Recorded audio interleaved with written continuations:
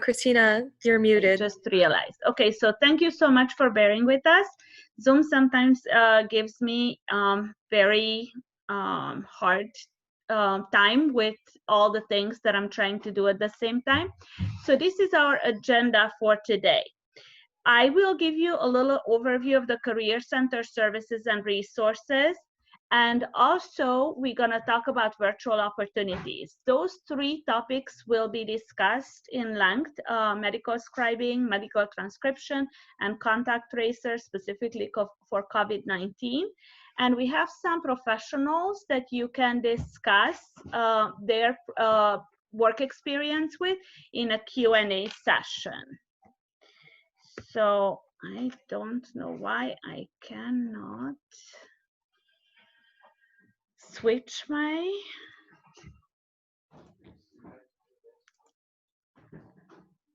Okay, so let's try. And Christina, there's a question in the Q&A. Somebody asked if they're going to receive the slides after. Yes, you will.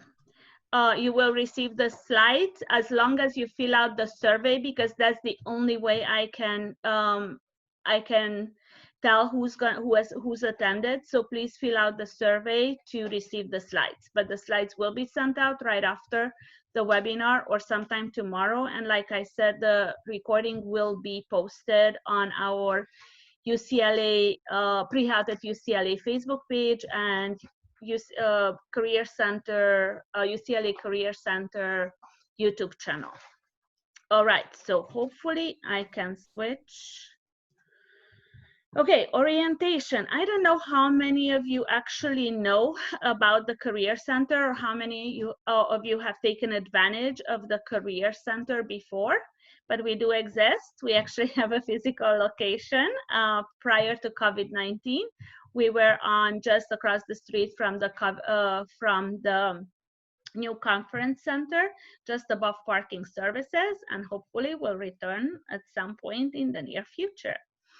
So we do offer career counseling services, virtual career counseling for now. You still have to sign up through HANDSHAKE, and we can help with resumes, personal statement reviews, mock interviews, graduate school planning, job internship search, anything that is career related, you can discuss with us in these appointments.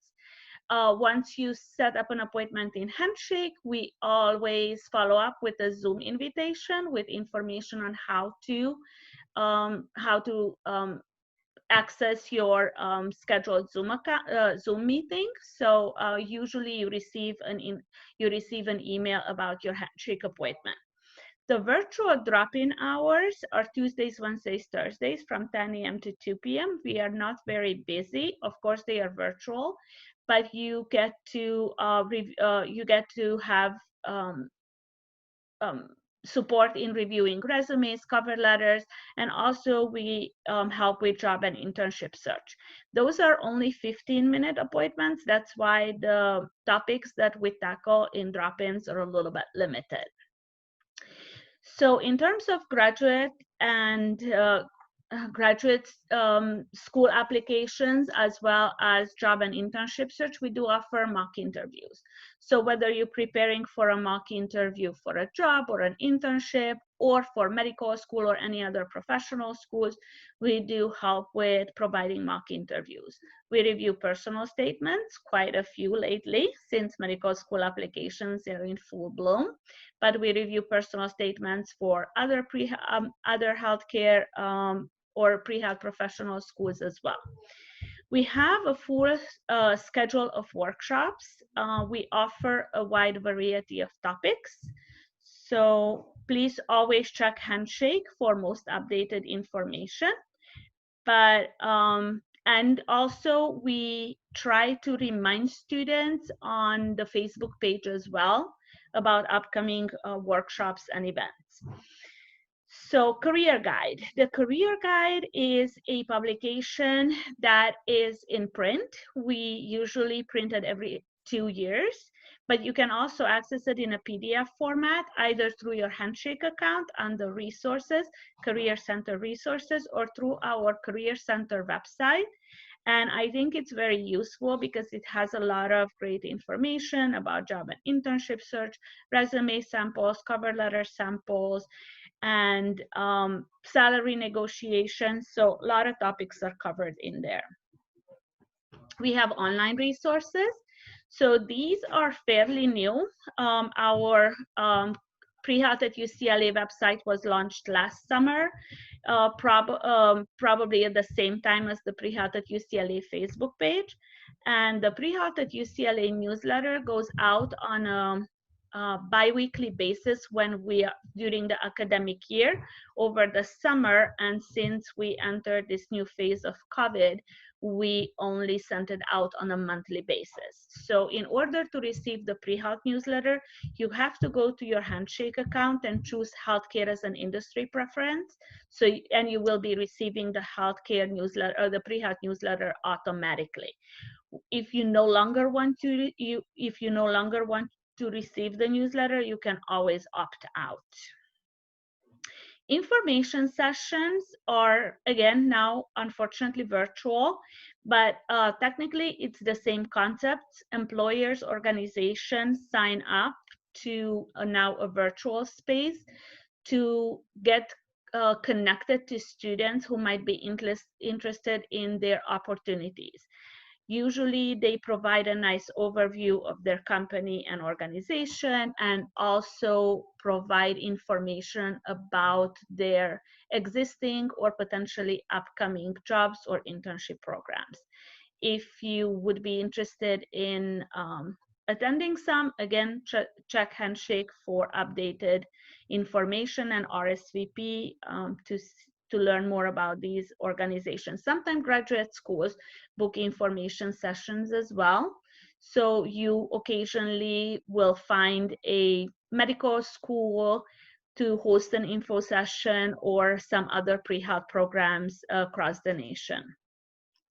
MedMentor Mondays are a series that we started in spring quarter. We have developed a pretty amazing collaborative relationship with a group of first-year medical students from David Geffen School of Medicine. And they've been doing these webinars for us on various topics, pre-med, of course. And all of them, or most of them, were recorded, and the recordings can be found on the Pre-Health at UCLA Facebook page. So if you just find out about this, you haven't missed much because they are recorded, so you can watch them. We also started something called the Hidden Gems in Healthcare. This is the first of that series. And the reason for this series is because we want to expose students to a variety of fields outside of medicine. So the next one will be pharmacology, medical devices, and sports and wellness. Some other online resources. So UCLA Online Community, UCLA One is our alumni network online. So you can log in, you can create a profile, you can use it as LinkedIn to extend your network and to learn from. Sorry, I got kicked out. Oops. Yeah, beauty of technology. There we go. We are back. So I hope you heard whatever I said, but if not, you can always ask follow-up questions. So the UCLA one, it's our alumni society online. So they also, some of the alumni are interested in offering mentorship to current students. So you can look for mentors on UCLA One, or just get connected with people who work in professions, positions, companies that you're interested in. We also have some online web shops and tutorials. You can access them through your HANDSHAKE account, again, through Career Center resources or our website. We are all over the internet, and we also have resources on HANDSHAKE. Focus 2, it's an assessment that can help you figure out how your interest, values, and skill set can potentially point to a direction career-wise. It's very easy to take. You have all the information that you need on your Handshake account. You can take it at any time. You can discuss the results with the counselor if you want to.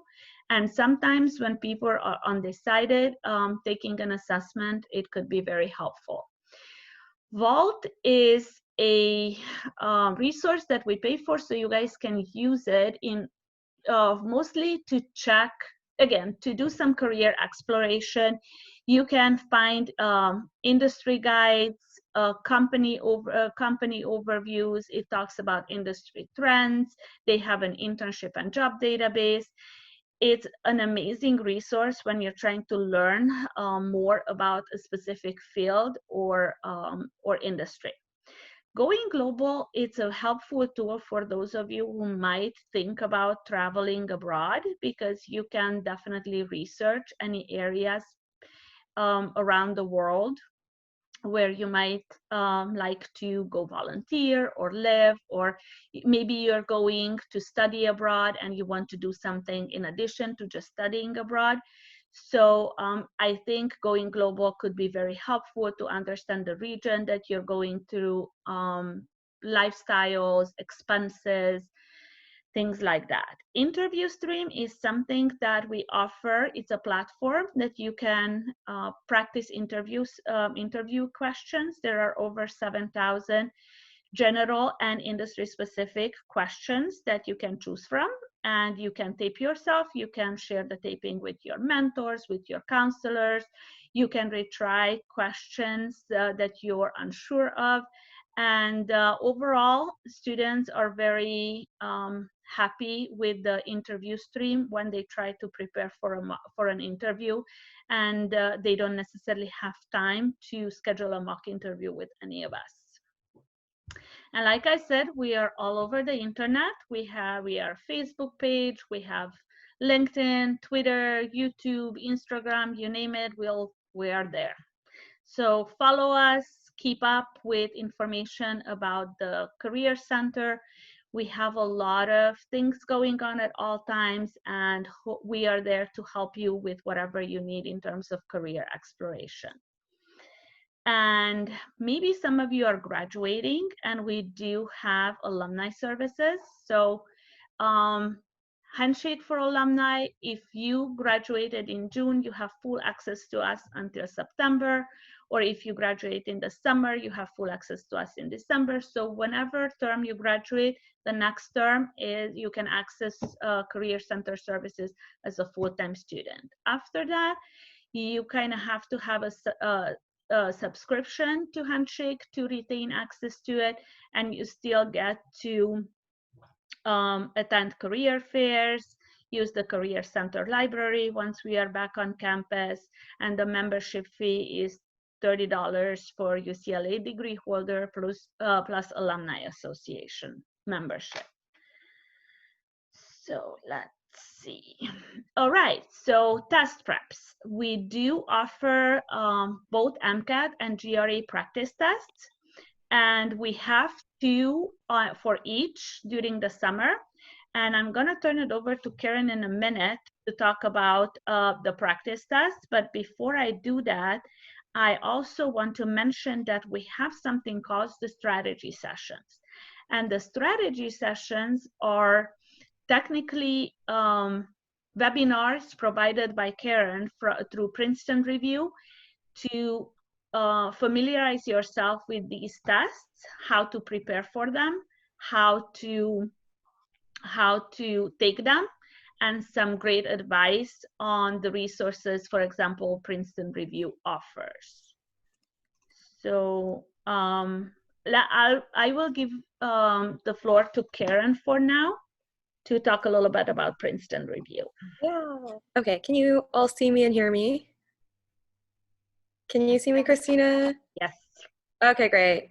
So I just put a link in the chat. Please be sure to click on that link and fill it out so that after today's presentation, at least for my slides, I'll be sending everyone a deck of the slides, some free resources like a MCAT cheat sheet. It's like a 2-page sheet of all the things that you need to know for the MCAT, completely free. It should be in the chat. I sent it to all panelists. You see that right there? No one can see it? Weird. Okay, let's try that again. Nobody saw that. Oh, to all panelists? Is that the problem? Do I have to send it to all panelists and attendees? All panelists and attendees. That's it. All right, all right. Oops. Okay, well, let me, just a second. You can send it to me and I can share it out if that's easier. I just copied and pasted. Do you guys see that now? Yeah, okay, good. I see it. Okay, so be sure to save that link, click on it, sign in right now. If it's getting lost in the chat, just scroll back up and sign in. There's another way also to log your attendance for today, because everyone who came to this strategy set, or rather this presentation, is eligible for a 15% discount. That's not available online because we have a partnership with the Princeton, with UCLA Career Center. So I'm not going to talk too much into more detail because we do have these strategy sessions and practice tests coming up. If you have questions, I'll also put my email address. I know we have limited time today, and I will also be speaking later on in this presentation. So for further reference, or if you have any other questions, my email is right there. Feel free to contact me. I'll be talking to you all soon again. All right, so let's move on. Okay, any questions about Career Center services? And if you can't think of any right now, don't worry about it. You can always put in the Q&A. Okay, I have a question. I tried to register for the MCAT sessions, but it didn't let me. I will look into that. Please email me in person, personally if you can't. I'm gonna check the settings again, but should work just fine because we didn't put any limit, any student limit on it either. So if you still cannot, just please make sure that you email me. How do we get an alumni membership for Handshake? So alumni memberships, I believe that you have to reach out to the Alumni Association. Once you have that membership, you will be able to obtain 6 months access for $30 from us as well. Find out who is processing those things, and I'm gonna put it in your answer. Okay. All right. Any other questions? No. Okay, fine. Let's just.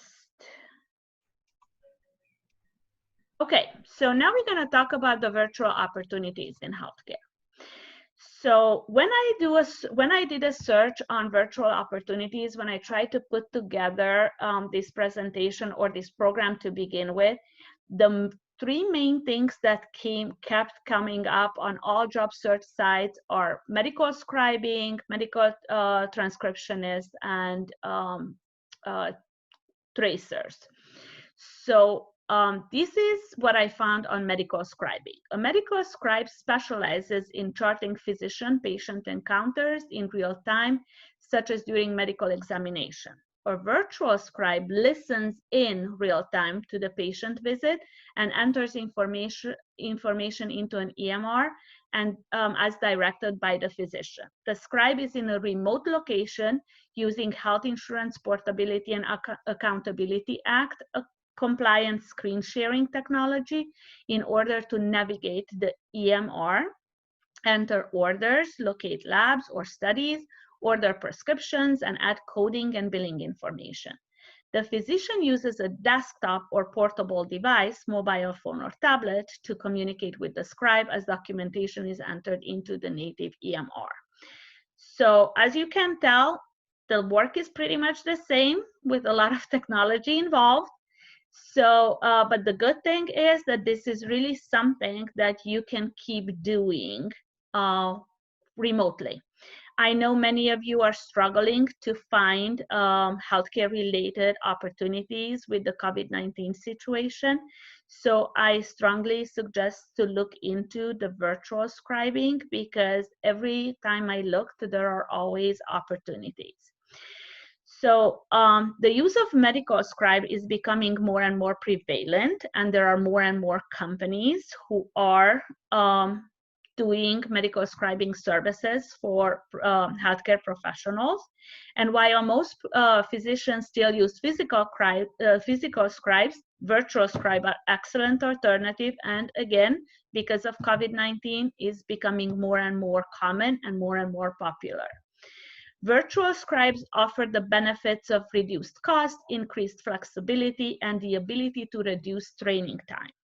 A virtual scribe program can offer the physician the ability to increase revenue, improve work-life balance, and decrease physician burnout, because they don't have to deal with the paperwork and documentation mainly. Virtual scribes can be a valuable tool that frees providers from their clerical burdens and empowers them to experience the joy of practicing medicine again, because they can spend more time with their patients instead of doing paperwork and trying to fill out forms and insurance information. So let's see. Training and job opportunities. So these are some of the companies that I found online who offer both jobs and training opportunities. Hopefully you're gonna hear from Scribe America today, but there is ScribeCake, Equity, ProScribe.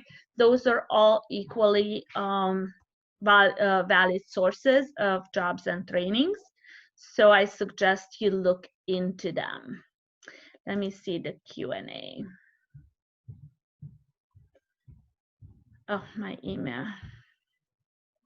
So do we have to have scribing certification to do virtual scribing? So I'm gonna let that question for our scribes, but my research shows that sometimes they require certification, sometimes they don't.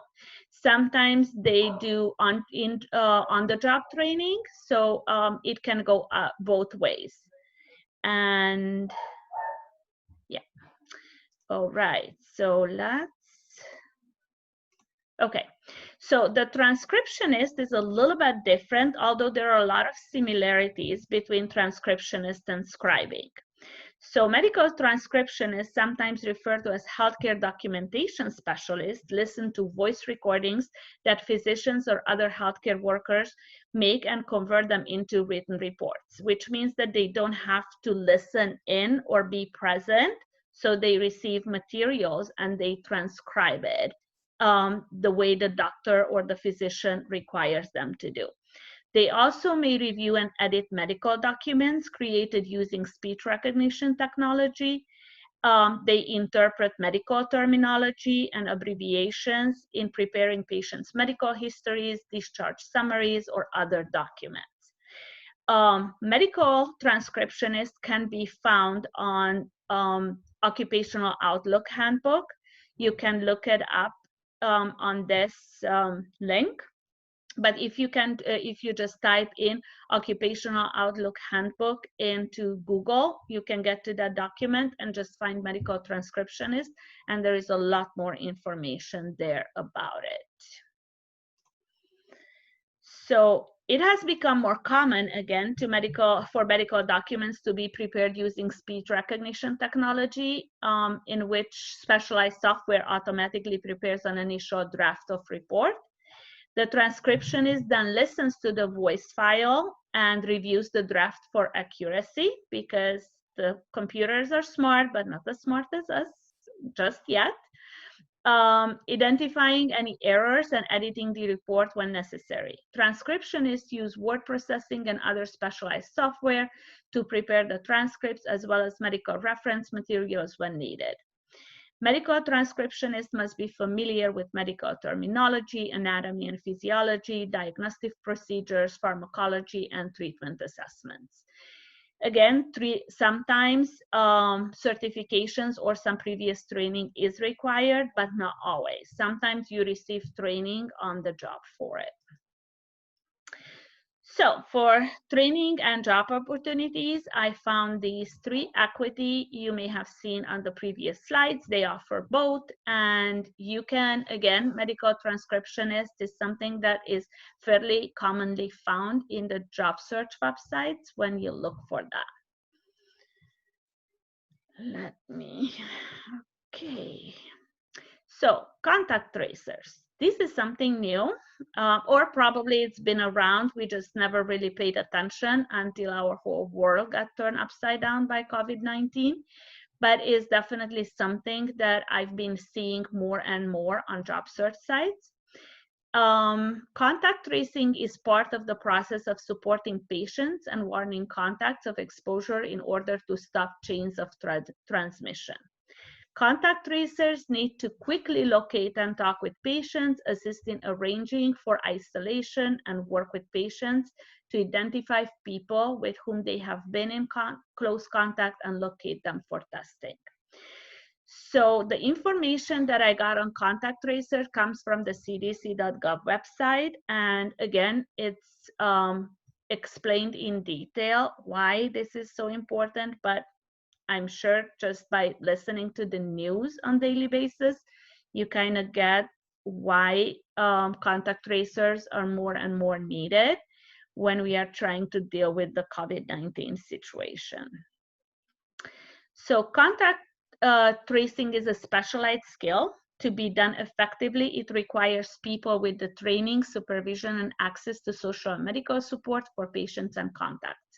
Skills for contact tracers include, but are not limited to, understanding of patient confidentiality, understanding of the medical terms and principles of exposure, infection, symptoms of disease, pre-symptomatic and asymptomatic infection, excellent and sensitive interpersonal, cultural sensitivity, and interviewing skills to build and maintain trust with patients and contacts. I think this is kind of a given, but it also very, very important because we are dealing with sometimes high stress situation in these jobs. So you may want to think about it before you actually go for it.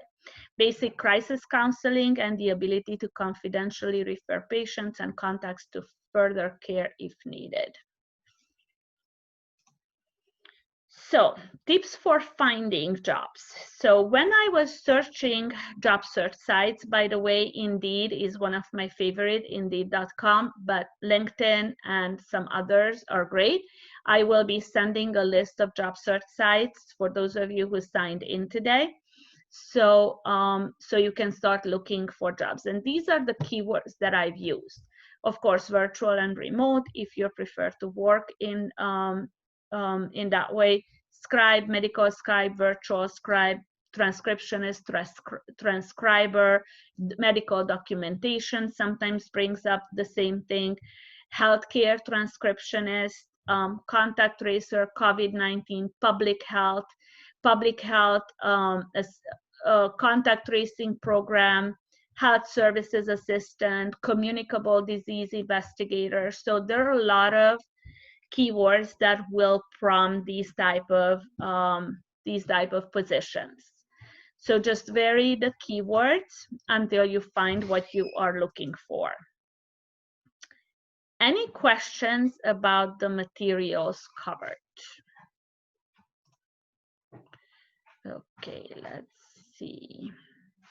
Q&A.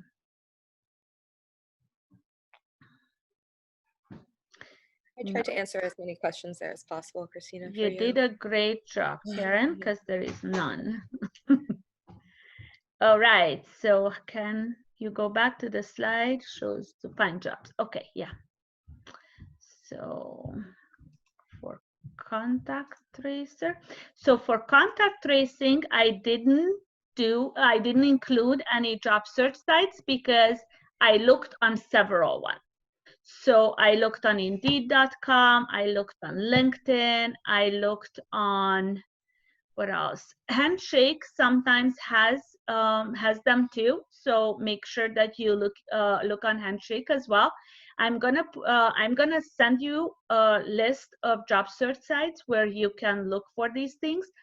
The CDC website probably will have some information on jobs and positions as well. So you can also click on this link for that.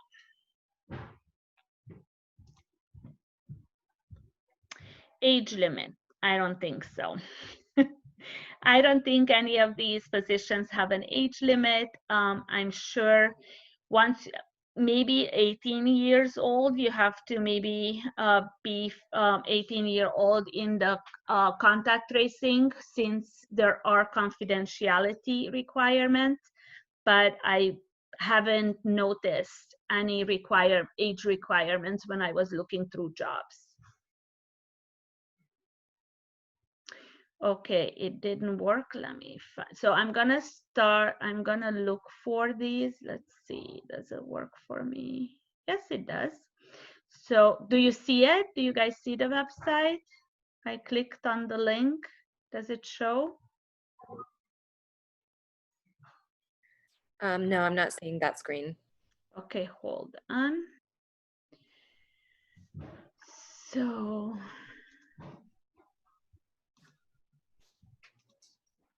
let's share the screen. Okay, so this is the screen, the CDC, Center of Disease Control for Prevention. So that's where I got the information for the contact tracing. Now you can see it, right, Karen? Yep. Yes. Okay, perfect. All right, let's go back to the questions. A minute.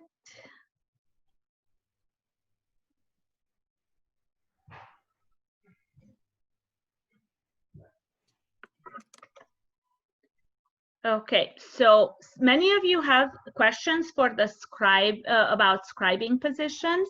So let me introduce our speakers, because there are some of these questions might be best answered by them. And I'm gonna go back to my PowerPoint presentation for a minute.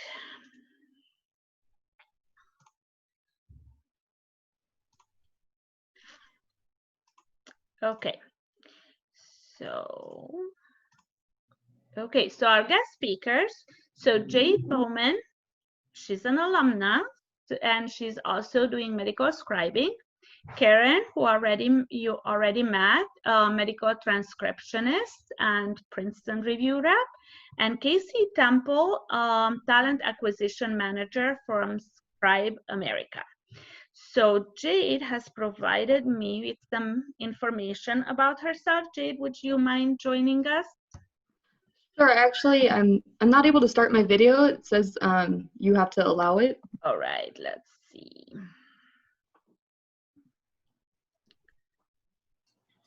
Okay, I may need to stop share again.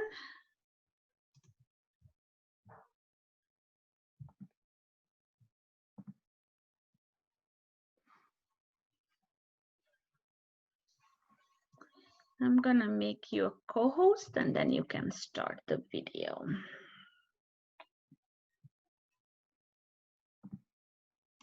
Are you able to now? Let me see. There I am. Awesome. Welcome to the party. Thank you. So take it away. All right, so just a little bit about me. Like Christina said, I'm a UCLA alumni. I graduated in December of 2018. Oh my goodness, it's already been 2 years. I started scribing actually when I was a junior in college. So I saw that there was a question in the Q&A that said, can you manage it with schoolwork? And I was able to, because I worked part-time. So it can be difficult, but it's doable. I've worked in the OBGYN field, the emergency medicine, and the primary care. And I will be attending medical school next month, so really soon. I think that scribing is a really great job for anyone interested in any pre-health opportunity, really. I've worked with nurses, doctors, PAs, I've talked to, emergency room techs, physical therapists, like they're all around, especially in the emergency room. So definitely a really good opportunity for those looking to get more experience being exposed to how medicine is practiced. Let me see if there's any question. I think I saw a few questions that I could answer. As far as certification, I was never actually certified. Like, I never received a certification, but I worked through 2 different companies. So I worked for Scribe Connect first, which is a pretty new company, solely based in LA right now, I think. So good for UCLA students. That they didn't require any prior experience. I did pretty much like an 8-hour, 1-day training session, followed by an exam probably a few weeks later, and then 2 shadow shifts. And that was for my OBGYN specialty. And then when I moved to the emergency room, that was through Scribe America. And it was a little bit more intense. I did 7 courses of 3-hour online classes, each followed by a quiz. And then again, an exam a few weeks later. And then I did 5 shadow shifts for that because that was on the emergency room floor. It's a little bit more intense, a little bit more fast paced, and they really want to make sure you know what you're doing. And then I actually just transferred through Scribe America to primary care down in San Diego. And I did, I think, about 4 or 5 shadow shifts just to get used to the EMR down here because it was a different technology. Let me see. So this question, I've seen many scribing opportunities only open to recent grads. I've actually never seen that requirement for the jobs. Usually, like I said, there's no prior experience necessary. Sometimes they might give someone a little bit more of, a glance if they've had some previous scribing opportunity, but I had none when I went into the OBGYN medical scribing. So I guess just keep applying to those positions, volunteering. I personally actually volunteered in a hospital. I know what you're saying. It's kind of hard right now. So I'm not really sure what advice to give you there. I'm not sure of the volunteering experiences, so hopefully someone else can attest to some volunteering that you guys could do. Let's see, any other?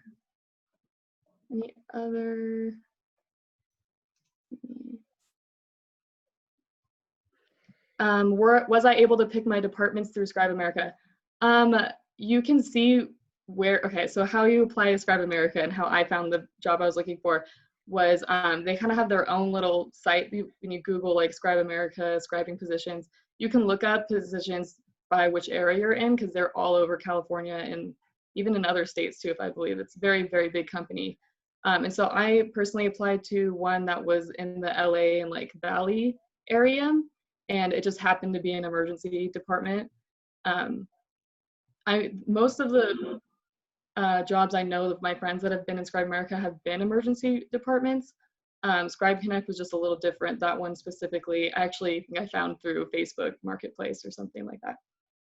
So as far as I know, no, you cannot choose your department, but I think you have a good choice of getting an emergency room if that's what you're looking for.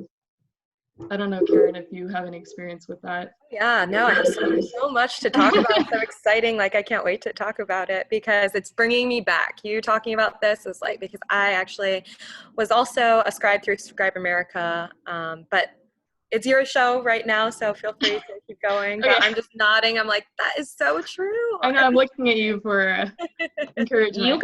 You can share your insights, Karen, if you want to. It's fine. Sure. I can start my presentation or. I think there's a few other questions. Yeah. So let me just go through them quickly and then we'll pick it up. Okay. Was it easy to learn the necessary terms and material for scribing? It was a lot of memorization and you have to learn a lot of abbreviations and terms, but the cool thing about medical terminology is once you learn parts of the word, usually you can figure out what other things mean. So it takes some studying, and it definitely used Quizlet a lot to memorize all these things, but it becomes kind of like a second nature once you start actually working. And then you realize some things come up more often than others, so you might have to do refreshers for yourself while you're working, but usually have access to like some kind of Google thing. So if you need to Google something, you can probably do it. Google was like one of my best friends while I was working.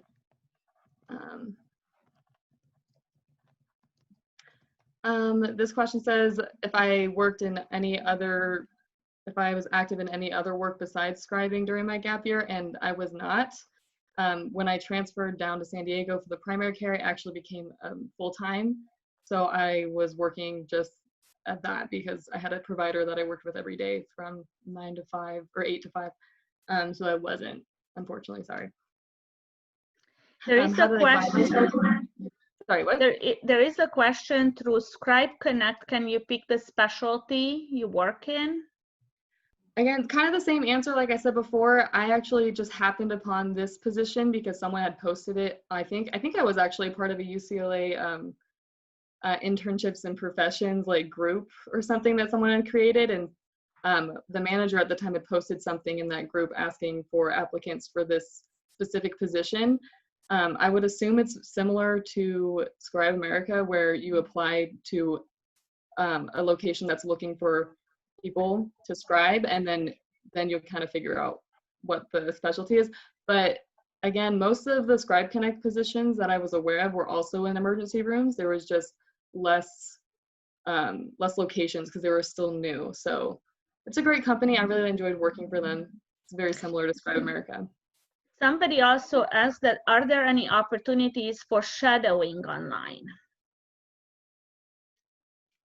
Shadowing a physician online? I'm not really sure. Karen, do you know? I've never heard of that, but Yeah. you know, the world is changing every day, so Yeah. maybe. So something just came to mind about that question is when we were talking about med mentors in several webinars that we did with them on how to gain shadowing experience in COVID-19 era. One of them mentioned that you may want to try telehealth or telemedicine. To be honest, I really wanted to cover telehealth and telemedicine in this webinar, but I couldn't find any entry-level positions within those systems. They're usually looking for physicians, psychiatrists, psychologists, RNs, nurse practitioners. I didn't see any entry-level jobs, but you may want to look into it because it's spreading like wildfire, the telemedicine and telehealth system, and you might be able to find shadowing through that. Right. Did you have something else to say? How many hours per week do you work as a scribe? Right. Okay. So I'm going to answer this one really quick. It just says, how long is the commitment? Usually the contracts say about a year. I wasn't totally available for a year when I started working for Scribe America because I knew I was going to be moving, but they still hired me. So it just depends, you know, but they like a year commitment. And what was the question, Christina? How many hours per week do you work as a scribe? Right. So when I was working in LA part-time as a student, I was probably working like 16 hours a week, maybe. Because when I was hired, so through the OBGYN, I was working like twice a week, and those were 8-hour days. And then the ER was different. The shifts were kind of different. So we had a ton of scribes available, and I would work probably about 2 to 3 times a week, just depending on when I was scheduled. And my shifts could be, you know, all throughout the day. You got overnight shifts, you have, you know, middle of the day shifts, you have early morning shifts. So, and those shifts are usually 8 hours, but sometimes we had 4-hour shifts with working with PA, or 6-hour shifts working with PAs and stuff. So it can be different just depending on where you're working and how they do the schedule and stuff. And they're looking for part-time usually. Like when I got hired for Scribe America, they're totally fine with me working part-time because a lot of the other scribes also work part-time, so it kind of just works out. How was the application and interview process for your scribing positions? Karen, feel free to chime in too if you want to. Sorry, what was the question? I was looking at a different question. Sorry. A lot of questions. So how was the application and interview process for your scribing position? Okay, I can share my experience. So and then this kind of ties along with the question that I was that I was reading. Karen is aware, okay, someone had applied and then they hadn't heard back from Scribe America. And I agree that their website is a little bit difficult to navigate. And I almost, so at the time, this was years ago, but when I applied, it did take a very long time for me to get a response. I didn't think that I was going to get a response, but I did follow up. I can't completely recall. I think I just emailed. I just followed up in whatever way possible. So whatever is available on the website, there's a phone number. If there's an email, just keep bombarding them. And then eventually I did get, to my surprise, I got an email, and I think it was just kind of the luck of the draw, because what Scribe America does is it contracts with hospitals across the nation, but particularly in LA. I think the reason why I got a call was because that they had happened to just partner with a hospital in LA, and I was located in LA. So they reached out to me because they saw my resume. And so how the process went was they reached out to me. I think I had, I can't remember if it was a phone interview, but I did eventually get some type of interview. Then they had 6 potential scribes onboarded, and I didn't do virtual learning.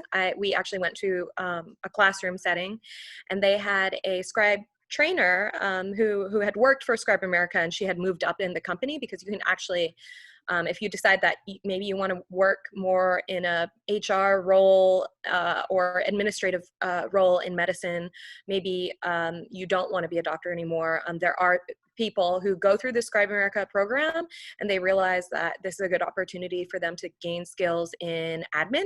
So this girl, she had been working for Scribe America for a couple of years, I think, and she had moved up and become a trainer herself, and she was from a different region, and she had traveled all over the US training scribes across the US. So she was my trainer in LA, and it was a very intense process, but I'm so thankful for the intensity of the process, because we go to class, and I think it, like I said, it has been years, so I can't remember exactly the number of hours, but it sounds about right with what Jade was saying. 3-hour sessions, I guess, and a handful of those sessions, and 6 of us, and then we would take tests at the end of each section of learning. So there was a time when we had to learn the abbreviations for all these different types of medications, and just learn just medical terminology that you'll be using. They just want to really make sure that you'll be completely ready and capable to be an excellent scribe once you are integrated into the hospital. So there were 6 of us to begin with, and through these exams, 2 people didn't pass, because I think it's not pass-fail, there is a cutoff. I think you need to get a high percentage on these tests, maybe as a 90%. I can't remember exactly what it was, but it wasn't like these 2 people who got cut did terribly on the exam. I think they might have missed a couple questions, and that was the difference between them becoming a scribe or not. So then it was dwindled down to 4 of us from 6. And then there was the in-person training in the hospital. So, and then that was a whole nother ball game. I remember it's one thing to learn the medical terminology and take these exams. It's another thing to be in the hospital, right, Jade, with Oh, yeah. the computer, and maybe they'll give you a laptop, or maybe they'll have the, I forgot what it's called, but it's a rolling computers, and you follow so for me, I didn't work in the ER. I worked in primary care, or actually internal medicine with the hospitalists. So hospitalists, they are internal medicine doctors, but they oversee, so we were working with inpatients. It wasn't a clinic setting. And these are patients who are admitted to the hospital, and usually they're pretty ill. They usually have a lot of different ailments, such as heart failure and renal failure, and a lot of things going on, like not just one thing. So they'll have a team of specialists who oversee their care, and then the hospitalists, who's the doctors that I worked with, are the people who oversee or coordinate and communicate with the specialists. And so I would round with these hospitalist doctors, either in the morning shift or the afternoon shift, and it was great. It was a great experience, honestly, because it made you almost feel like a resident. It was almost like a teaching hospital type of situation, at least I only realized that after, because later on I started to work at UCLA Medical Center for the orthopedic department, and that is a academic setting, whereas the first hospital that I worked at is called Pacific Alliance Medical Center. It's in Chinatown in LA, although it has closed down since. But that is not a teaching hospital, but it prepared me greatly for working at UCLA Medical Center, because then in a teaching hospital, you do work with a team. As the scribe, you're just the bottom of the totem pole. Sometimes you'll have a medical student there who's just really at the bottom as well, just learning. And then there's the residents who do most of the work for the attending physicians. So the residents so in a clinic setting, the residents will see the patient, and then they'll come back and we'll regroup, and we work as a team, and they'll give the attending physician a rundown. But all this to say is that when I was working for Scribe America and working in the inpatient setting, we didn't have a team. It was just me and the physician. And it really prepared me for working in an academic setting, because I was essentially like the resident at that time, because at least for me, I would come in early, at least a couple hours early before the doctor's shift started. And I'd get a list of all the patients and see what updates have occurred since the day before, because these are inpatient. A lot of these patients are there for at least a couple days. And like I said, a lot of the patients are pretty complicated. So I would compile all of the updates from the prior day and take notes on what the other physicians were writing about for the particular patient. And then when the doctor would come, I'd give him a rundown, just like residents do in the actual academic setting, if you do decide to pursue medical school, where they'll give the doctor a rundown of each patient and what's going on. So Scribe America, I really thought it was a great company to work for, because of the training that I got. And that helped me get the position at UCLA Medical Center, because at the time when I started scribing at UCLA Medical Center, they didn't really have a scribe program, and I think it's been growing since. But it helped me get hired there because, at least at the time, I don't know about now, but they have a very high standard for their scribes, and they didn't want to have entry-level scribes. They wanted people who already knew medical terminology and who could just be the doctor's right-hand man. And the great thing about scribing as well, if you're thinking about going to medical school and you want a good letter of rec, is if you're a very good scribe, then your doctor that you work with will love you, and because you make their lives easier. And you just sit silently there and type everything that's going on, and they don't have to worry about a thing as long as you're a good scribe and you're very thorough. And by the end of their shift, they get to go home, and you've just made their life so much easier, because normally doctors have to stay after clinic or at the end of the day and type these notes for hours, truly hours. That brings me to a question that I see here. What is the work-life balance? So Jade, you are also pre-med, and I believe you have applied to medical school. So what was like to work and study and do all of this? Yeah, so I ended up getting my first scribing position the summer, I'm trying to do math in my head. I got hired at Scribe Connect for the OBGYN position in May of 2018. Oh my gosh, wait, no, I don't know. But what I'm trying to say is I basically worked as a scribe and went to school for probably 6 months. So I only had a short feel for it, but I was able to do it. And if you get a position like mine at the OBGYN clinic, I was working in an office, so I actually had a little bit of time to study while I was at work, which is probably unusual for someone working in internal medicine or emergency department. But if you're working part-time, it's pretty doable because you don't have work to take home, work to do at home from the hospital. You're done once you're done. It can be tiring if you're at the ER working overnight shifts and then have to go to school. But you can preference when you want your shift to be. At least for the emergency room, we would give them our availability, and then they would give us shifts depending on, how other people put their availability. And there were certain things for the ER that you had to do, like you had to be available for one weekend shift or one or two, and you had to be available for like one or two overnight shifts, and then the rest was up to your discretion. It was definitely doable, and it's worth it. It's especially if you're in the end of your time at UCLA and you have time to get a job as a scribe. It, like Karen said, it was priceless. The work, like working with physicians that closely, like she said, I didn't work exactly the same as she did in the ER. It was still you and the doctor, but you were still talking to nurses and like running around and, you know, trying to, literally like running down the hall typing at the same time. It's super fun. Really fun. Yeah, that was what when she said part of the team, I felt like, yes, like I had never felt like so important to somebody in the medical field before. And I remember like talking to my mom on the phone being like, I really feel like I'm a partner with the physician, not just someone that's, you know, in the way or like doing something. And it's definitely nerve-wracking when you start because you want to be a good scribe and you want to do a good job.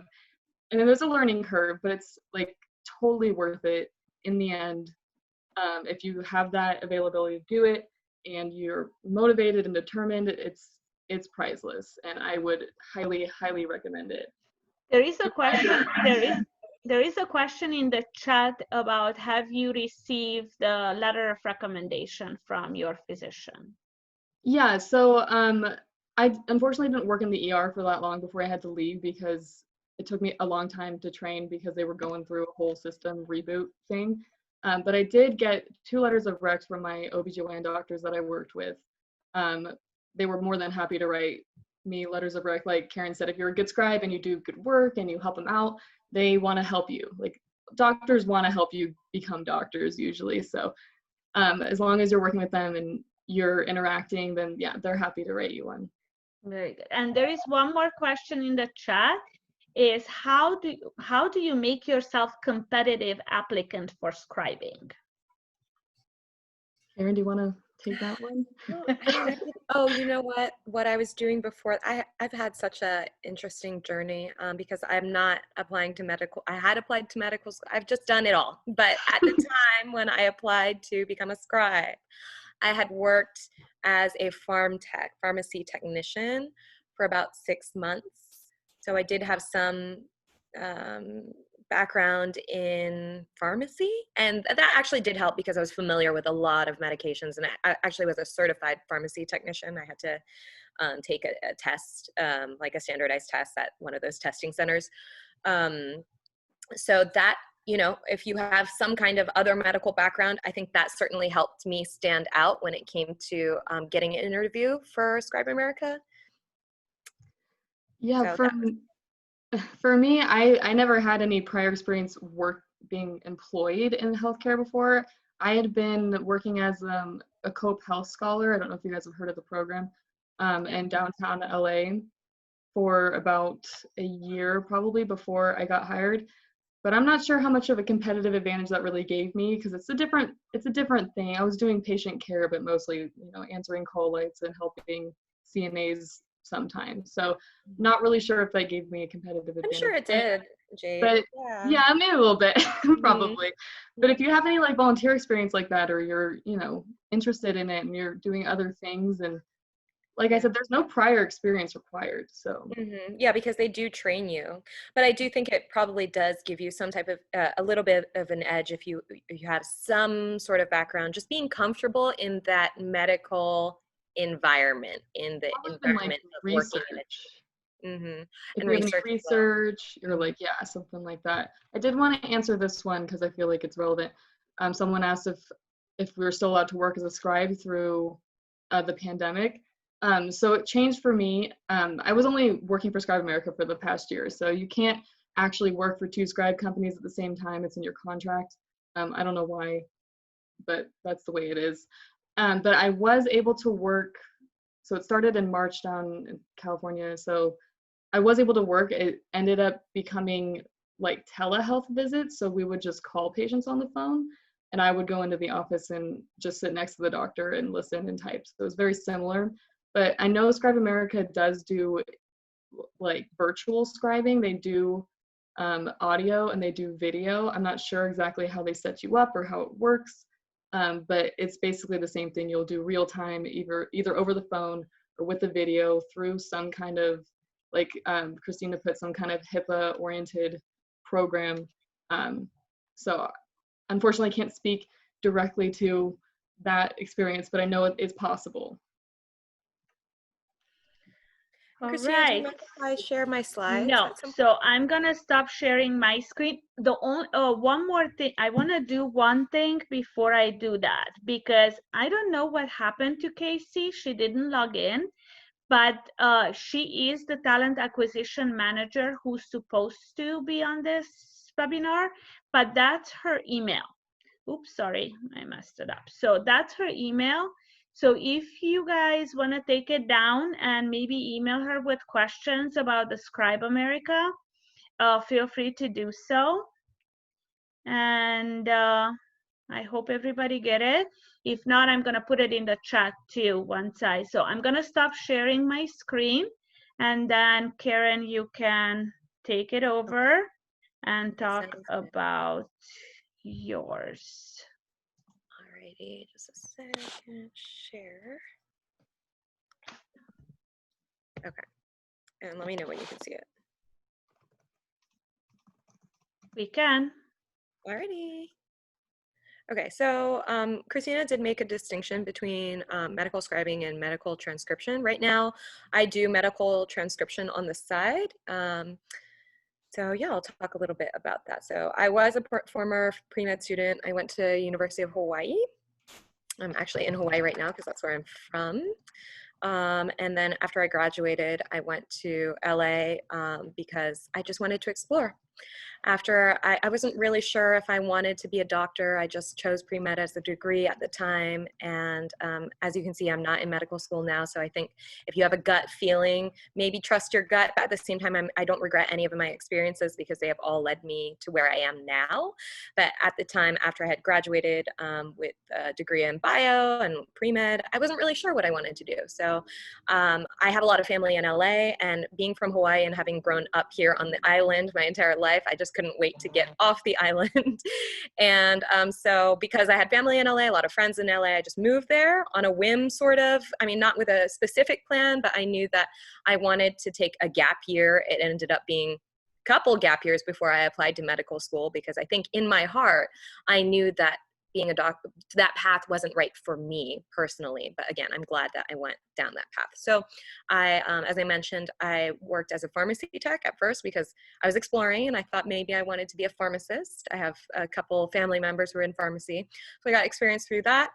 And then later on, I decided, hey, you know, maybe I could be a doctor. I think I was lacking a lot of confidence as well. So I decided to apply to Scribe America. And then that's where that journey started for me. So as I mentioned, I applied to Scribe America. I went through the extensive training process. I was very, very grateful for all of that. Then from Scribe America, I moved on to UCLA Medical Center, and I worked in the orthopedic department. So it was a two very different experiences, because at Pacific Alliance Medical Center, I was working with hospitalists, writing notes for inpatient, very sick patients. And then UCLA Medical Center in the orthopedic department, it was just a clinic experience where patients would come in and maybe they'd be new patients because they have back pain or their knee hurts, and then we'd examine them, and or maybe they come back after surgery and do follow-up notes. But I didn't have to write any discharge summaries. And I'll talk a little bit more about the different types of notes that you have to write as a scribe. But at the orthopedic department, I didn't really have to, it was a little less intense, to be honest. But it was fun to work in that setting as well, because in an academic setting, as I mentioned, you work with a team. So even though I said you're at the bottom of the totem pole as a scribe, I mean, I honestly felt like I was closer to the attending physicians that I worked with than the residents themselves or the medical students, because again, you're just their savior, and they're just so thankful for all the notes that you write for them. And today, I work for the Princeton Review. I'm a territory manager for graduate programs in LA, but I still do medical transcription on the side. So yeah, medical transcription is really great. Scribing and transcribing They're very, very similar. It's just a modality, right? Scribing, you're going to be there in person. As a transcriptionist, I have a doctor that I actually used to work for at Pacific Alliance, who reached out to me just at the beginning of 2020 because he was drowning in notes and he had remembered me. He remembered me from back in the day, and we had a very good rapport and good working partnership, I guess.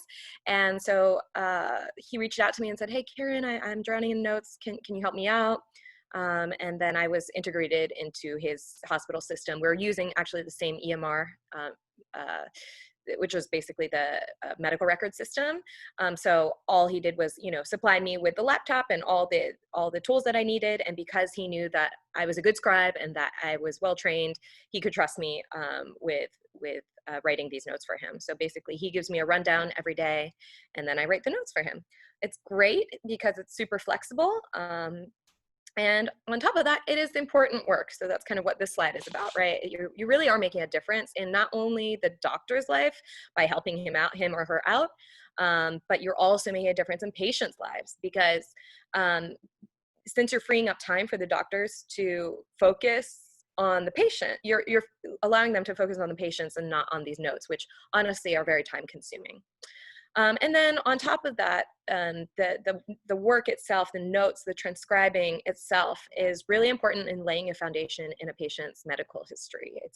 It's a vital step in acting as a reference point for physicians to understand the patient's full history. And it helps the doctors evaluate their conditions, and you're keeping a record of everything that this patient has experienced and gone through. And so accuracy is really important. Again, it helps the doctors focus on treating the patient. And in my case, when I was working with the hospitalists, you realize that many times the patients are often treated by more than one doctor. It's a team of doctors, especially if they're complicated. So by writing good notes, you're helping the flow of communication between not only the different specialists, but the nurses and the support staff who can use the patient records as a guide for patient care, including, warning signs or things to look out for. And then, of course, legally, it's important for claims and reimbursements when it comes to billing and coding for insurance companies. And then it's also just simply the law requires it. It's necessary and valuable information in case of a legal conflict. So this is an example. This is actually, so because I currently work remotely as a transcriptionist, I took a screenshot, and all of this, I blocked out all the identifying information. So this is HIPAA compliant. And this is just an example of kind of what a chart looks like, right? So this is a 66-year-old patient. You get, the basics here. And then for this system, this is what it looks like. This is called a progress note. And so if it's an inpatient, there are three different types of notes. There's a history and physical, which is called the H&P, which is when they're a new patient and they're being admitted to the hospital. So basically that is the most extensive type of note that you will write, where you have to really take all the information about the patient because it's a new, maybe they're a returning patient, but usually they're a new patient, and then you have to figure out their story. What is their past medical history? What happened that day? For example, you could say a patient came in with, do I have an example of that? Yeah, here's an example of an H&P. Patient is an 87-year-old male with a history of recent mission. This is incorrectly written.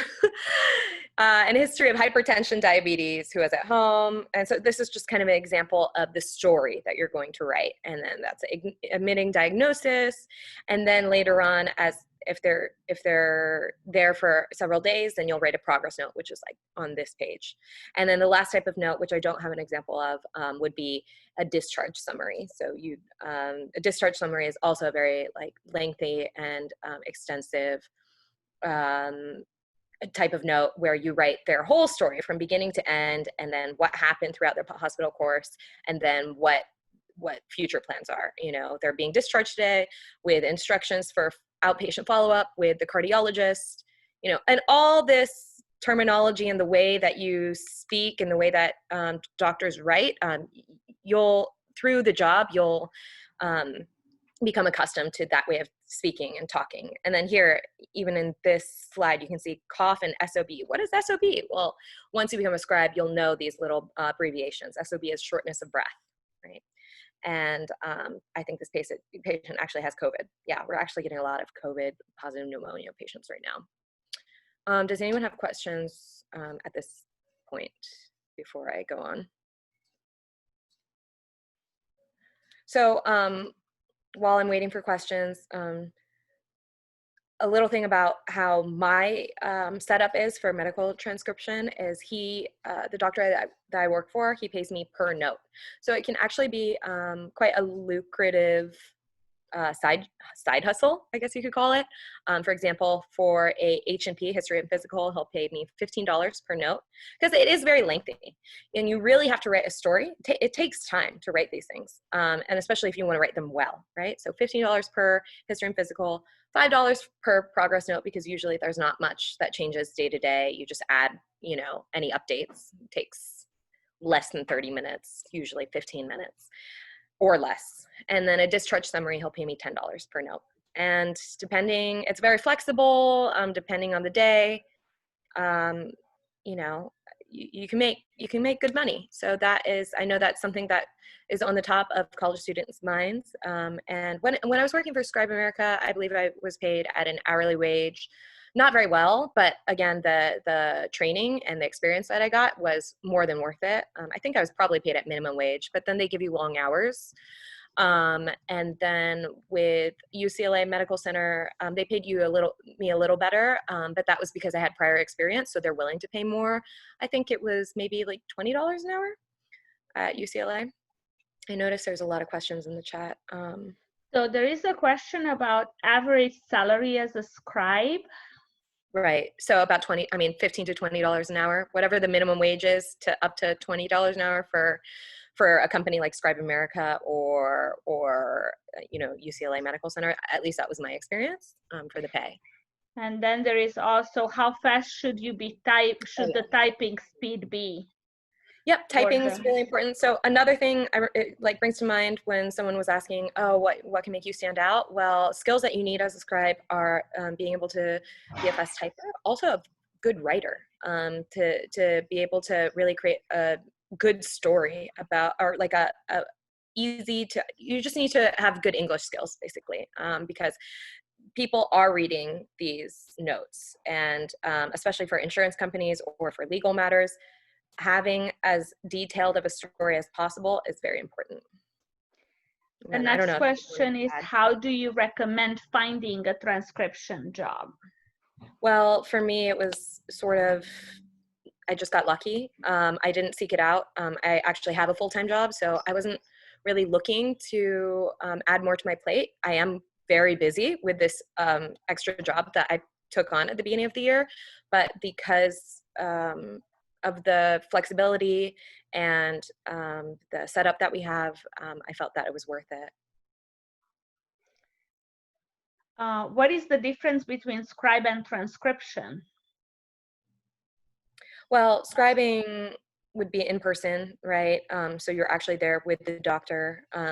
Transcription, he sends me a voice memo, essentially, of a rundown of all the patients. And then I have access to the medical record system. And because I've already been trained and certified, there wasn't any additional training that I needed to do. It was just a matter of getting into the system. So I just have a couple more slides. This is related to the Princeton Review, and I'm just going to go over it really quickly because I know today is mostly about medical virtual opportunities such as scribing and transcription, but just wanted to tie it in because I'm assuming that everyone wants to apply to medical school at this point, right? And you haven't yet. We have a poll about that. Let's see if I can launch the poll to see. Sure. So I'm assuming if you're looking to be a scribe, you haven't gotten into medical school yet, because I don't think most people who scribe, it's not like a career, you know, it's more for experience. But you can do it. I mean, I did do it. I think I scribed for 2 or 3 years, and you can make money that way. But it was, at least for me and everyone that I worked with, it was with the intention of applying to medical school, or at least finding a path in the medical system that you wanted to go down. So if you're thinking about applying to medical school, these are the things that, you know, you need to, the pieces of the puzzle. Of course, grades, test scores, and all of these, leadership and activities. And then this is just like a little infographic about, you know, how competitive it is to get into medical school. So, you know, truly congrats, Jade. Congrats for getting in. I'm so excited for you. I'm so happy for you. Thank you. It's definitely, it's quite been an accomplishment. Yeah. So as you can see, there are, you know, this many applicants, almost over 50,000 per year. And then per school, there's almost, you know, at least 10,000 applicants per school on average. And then they screen this down. How do they get it from 17,000 to 500 interviews, right? And then how do they screen that down to only 1 to 200 accepted per school? Well, of course, GPA and MCAT score are really important. And if you need help with that, Princeton Review, you know, which is the company I work for, I can help with that. And the reason why I'm able to work for this company, because I never thought I would be like in a sales role, essentially, like in business, but I really do feel like our product is just so great. And I was in your shoes before, and I know how important these things are when it comes to like completing your dreams, right? So GPA and MCAT are important, but what if those scores are good and you're still not getting in? Well, maybe you have missing components, right? So that's where doing something like scribing can really boost your application. And then, so just really quickly, I just want to let you know that we have all these free resources, like truly, just like as a big sister to all you guys, we have so many free resources online. So just so you know, that we have a medical school management tool. And this is kind of what it looks like, just a lot of free stuff. And I'll send this in an email to you guys, whoever signed up on the Google Docs sheet. So, and I'll send this slideshow as well, but we also have like free flashcards, just a lot of free stuff and free full-length practice tests. So even if you can't afford to sign up for a Princeton Review course, we have all these resources to help you when it comes to managing your application. Again, like I have experience in the scribing thing, so if you have questions about that, you can reach out to me. And then also, of course, with your MCAT scores or GPAs, we can help with that as well. So this is my contact information. So if you want to set up a call, or if you have any questions or want discounts, because we're partnered with UCLA Career Center, then just email me, and that is my cell. And then I'm ready. I'm free to answer any other questions that are in the chat now.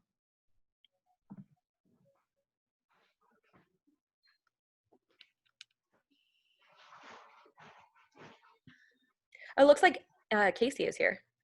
Yeah, I saw her, but yeah, she's here. Okay, perfect. Can you guys hear me okay? Yes, we can. Okay, perfect. Can you turn in your video started? Okay, let's see if I can.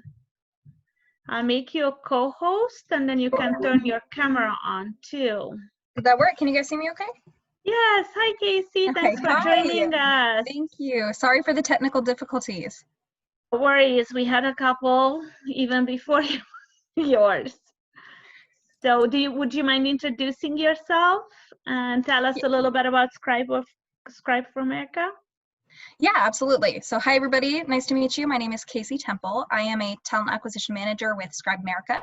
I've been working with Scribe America for about 3 years, and I started as a medical scribe in the emergency department. I got to experience several different hospitals and kind of different hospital settings, everything from a rural emergency department to an inner city trauma hospital. So it was really a great experience. I am planning on going to medical school. I'm currently in the application process. And so it's been really, really amazing to get that experience before doing my applications. So I highly recommend it to anybody who is considering going into any sort of pre-health, pre-med track. All right, let's see if in the Q&A there are any questions that were not answered. how did you navigate working as a scribe and having to travel for medical school interviews? So those of you who are in the application process, you can chime in. Yeah, I can answer that one. Fortunately, I was actually in the middle of answering this question, which is funny. But I actually wasn't gone for very long periods of time for my interviews. So I think the longest I was gone was like 3 days. And usually the interviews were on like a Thursday or a Friday. So they're usually at the end of the week, or like a Monday. So if I was scheduled to work, I would just ask another scribe to cover my shifts, kind of like any other job in that sense. But as I said earlier, if you're working part-time, then you know you're gonna have an interview on that day, you can always just say I'm unavailable that day, and you won't get scheduled for those days. And you can always talk to your manager and say, hey, like I'm gonna be gone. Can you help me out? Usually they're very, very helpful. Right, and they know that most of the students who, I mean, pretty much everyone who's scribing is applying to medical school, so they're usually pretty accommodating. Yeah, Casey, I would definitely agree with that too. Casey, Sorry, was that? would you mind talking a little bit about how to apply for Scribe America? Yeah, absolutely. So for those of you who don't know, we are an international company. So we have locations in all 50 states as well as internationally in Canada and Australia. And so I know for UCLA, we do have a bunch of locations in the LA area. And so if you're looking to apply, for instance, in the LA area, you would go to our website, scribeamerica.com, and there's going to be a little button in the top right corner that says apply here. From there, you would type in your area. So for instance, you would type in LA, and you would get our job posting for the LA area. From there, we have a short application. It takes about 10 to 15 minutes online, completely online, and then our hiring managers and recruiters will review your application, will extend an interview invitation, which will take place virtually. We are doing all of our interviews virtually right now. And so that typically happens within a couple weeks of you submitting your application. And from there, if you are extended an offer, you'll enter training.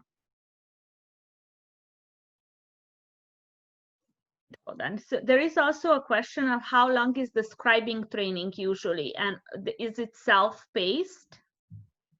Okay, yeah. So scribing training, it kind of depends on the person and depends on your availability because it is mostly self-paced. So our online training portion, well, first of all, it occurs in 3 phases. So we have our online virtual training portion, then we have our in-person floor training. So that occurs in the actual hospital or clinic, and then we have a residency period. So for our virtual training, that takes typically 1 to 2 weeks online. It is self-paced, so you will have a set amount of days, usually about 21 days to complete the entire online training, and you will be able to complete it self-paced. From there, you will enter floor training, and that is scheduled based on your availability. So for instance, if you had part-time availability, you might be doing 2 to 3 training shifts a week. If you had full-time availability, you might be doing 5 training shifts a week. So it really depends on how available you are to how fast you would complete the training. So if you had full-time availability, you might be able to complete the floor training within 2 weeks. So altogether, training could take anywhere from 3 to 8 weeks, just depending on how available you are. Is there an age requirement for Scribe America? What to do if there is? Yeah, there is an age requirement. You just have to be 17 years and older to work in our clinics. If Scribe America is international, is there any need for scribing in a foreign language or other than English? It is very helpful if you have additional language skills. For instance, I'm Spanish speaking, and so I was placed in an area where I could use my Spanish skills to help interpret and translate for my provider. We do not act as official interpreters, though. That's very important to note. If there is a need for an official interpreter, we usually use an online program, or maybe there's an in-person interpreter, but we can assist in those cases, and it definitely helps for making sure that we fully understand the patient's situation and just kind of having that additional input.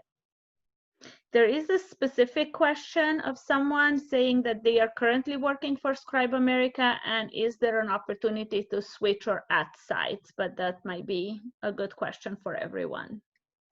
Yeah, so do you mean, can we clarify, is this like a transfer, or are you looking to maybe work at an additional site? Because we do have opportunities for that. Obviously, right now we are in the middle of a pandemic, so things are moving a little slower than maybe they normally would, but we do usually offer transfers depending on availability on a team. So, you know, if we have an opening on a team in another area, you could ask to transfer that to that location, and then it would be up to the hiring manager to approve that.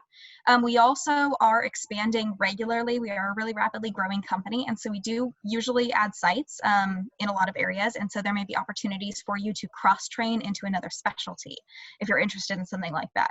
So for instance, a lot of our scribes start in emergency department because it's a really flexible schedule. You know, you can work night shifts, evening shifts, weekend shifts, and then maybe once they graduate school, they're looking for more of that normal 9 to 5 availability, and so they might cross-train into a specialist like a pediatric facility or a cardiology facility, dermatology. We staff over 40 different medical specialties, and so we do have a lot of locations.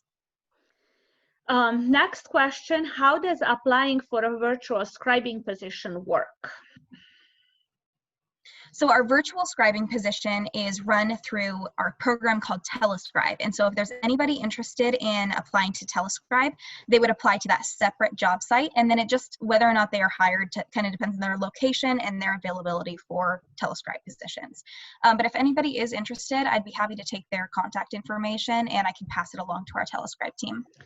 So everybody has access to your email because I shared it earlier, and I'm going to share it again. So whoever would like to keep in touch with Casey, please write to her privately also.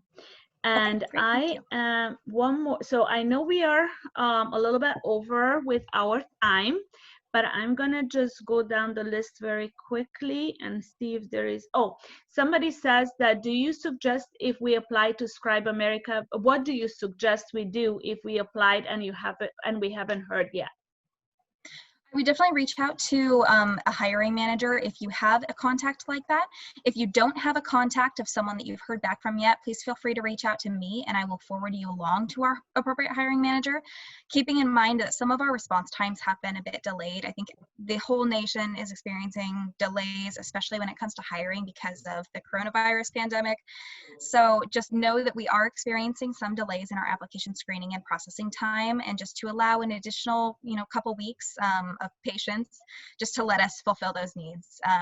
We are communicating with our clients though to assess their hiring needs under these really unique circumstances though, and we will get back to you as soon as we can.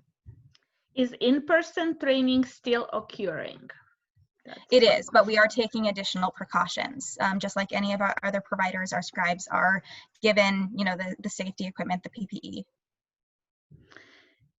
Is it possible to reapply if not selected for the first time?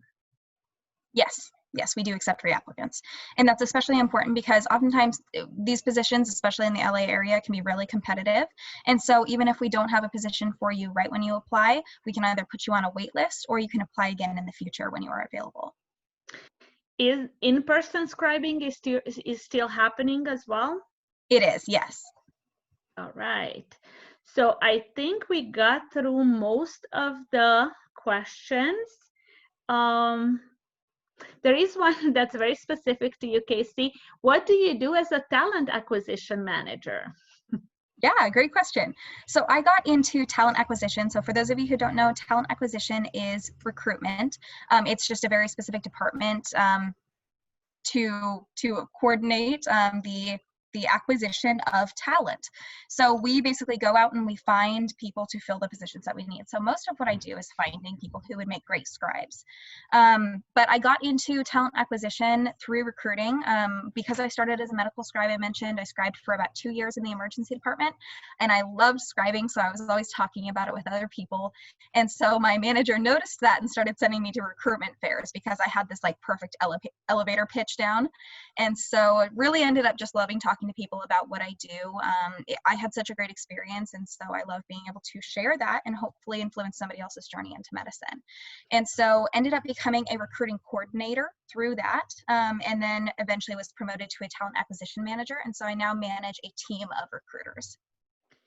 There is one question in the chat. Is previous volunteer experience in medical setting considered when reviewing your application for Scribe America? Absolutely, yes. We value any experience that you have, especially volunteer, job shadow. It's really helpful if you've had any experience with patients. We don't require it, of course, because this is a stepping stone. It's meant to be a stepping stone into medicine. And this is oftentimes people's first experience in medicine. But if you already have some under your belt, that's really great. It makes you a really competitive applicant, especially when we are dealing with so many qualified applicants. It really makes your application stand out.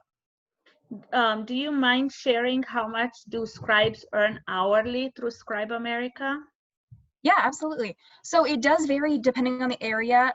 Typically it is, so whatever your local minimum wage is plus $1.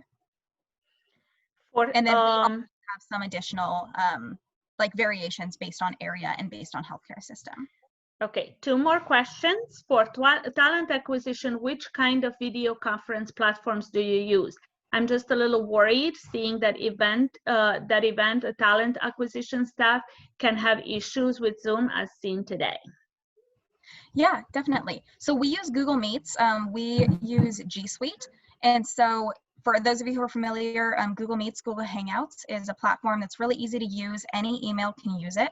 And so when we are scheduling interviews for a platform or like a platform interview, a virtual interview, we send out a Google email, and then we also clarify and confirm and have the people RSVP to that invite.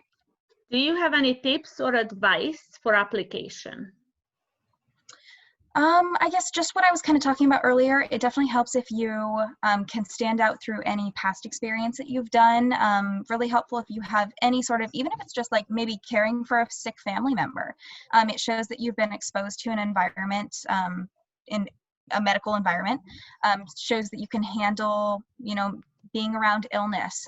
It's really important that you kind of know whether or not you can handle things like death, illness, bad smells, things like that. It's really important that you know that and be able to cope with that, because it's definitely a job that involves that. And we want to make sure that you're able to handle that type of setting. Additionally, things that stand out to us is just use good grammar in your application. Good grammar, good spelling. We are creating professional medical legal documents, and so it's important that you be able to demonstrate to us that you can handle that type of responsibility.